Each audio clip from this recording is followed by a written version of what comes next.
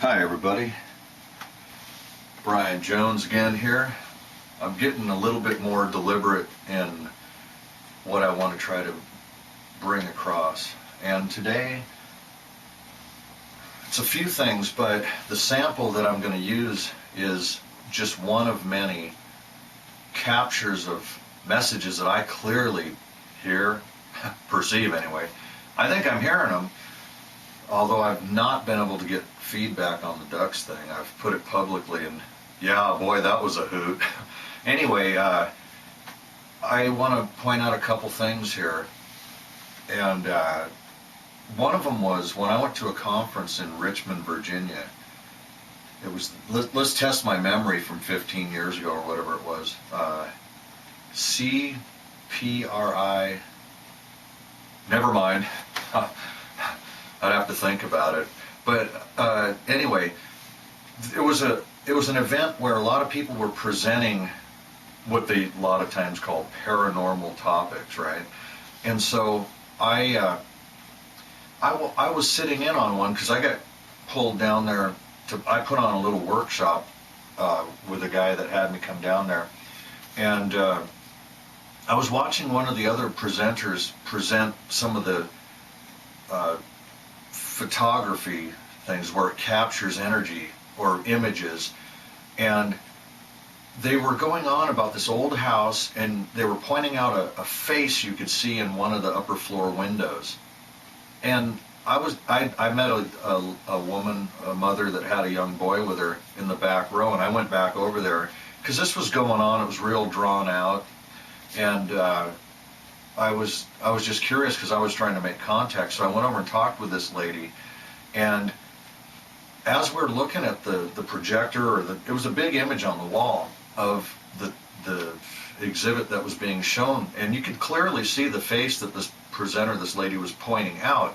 But right in the other corner of the photograph, in some of the contrasting colors or shades, I saw what was unmistakably a defined facial feature, like a full face. And I didn't go run up to the thing, go, hey, look, and point at it. I was talking with the lady next to me. I go, wow, I just noticed something. And we'd been talking for a few minutes, and she was pretty alert. And I said, do you see another face and I used like the clock dial position thing. I think, I can't remember where it was. I might have said at 10 o'clock on that frame, that screen up there. And she says, no, I can't see it. And anyway, we talked for another minute, and I went back to my seat.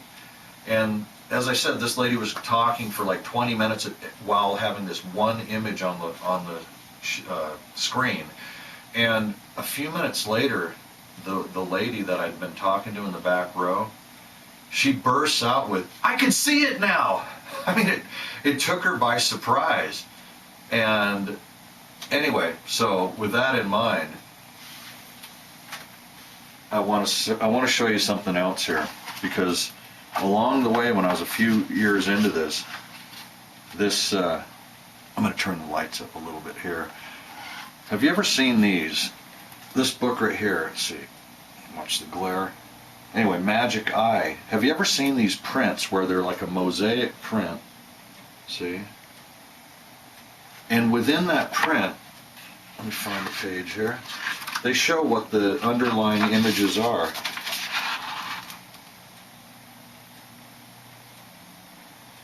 See all that?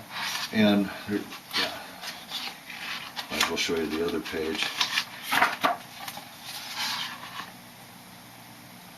These images on this side here are laying under that type of mosaic thing, and I guess that last one there being, what is that, a crystal ball?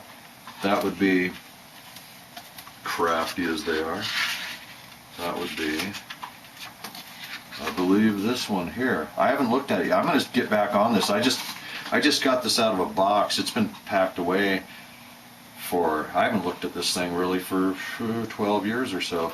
But anyway, when you're looking at these type of things here, they tell you how to do it. And the way my friend told me about it that turned me on to this stuff was, you have to look at the wall that's 20 feet away and focus your eyes on that surface while you're having this out, and keep that focus of your eyes, then bring this up. And I remember for a while, half an hour or so, he's telling me how to do it, and this guy was just a braggart. I won't go into that, but he was not the best personality type to be showing me how to do it, but we got through it, and that's what matters. And I just remember being frustrated, and I didn't think he was lying to me. I figured, hey, somebody went through the trouble of publishing this hardcover book and all that. I was frustrated with myself. I was impatient, and who knows what, but I just remember the energy overwhelmed me, like, I'm never going to get this. And then I did. And I'll leave that alone for the moment, okay? I want to focus on the duck thing. I used to live by Green Lake, and there were a lot of ducks down at that lake, and I used to go down and feed them.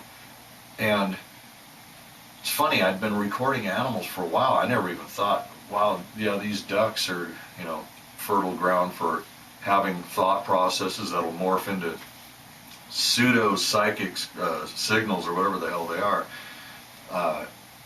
No, wait, I mixed up my terms. Never mind. But terms don't matter. It's just really, for me, it's always been about getting the information. But I always thought how great it would be if people could hear with their physical ears things that they can't, because I've gone to a lot of psychics over the years, and I know, looking back, and the results, and just, the way the people were, they were about money, and that was it. They weren't on target. There's a lot of that. So there's mistrust for a lot of reasons, but it really, a lot of this stuff, now looking back after all these years, by the way, I mean, the things that really irritate me about other people always, like what I'm going to do here is going to, I guarantee you, if anybody ever watches this, it's going to push some buttons on people.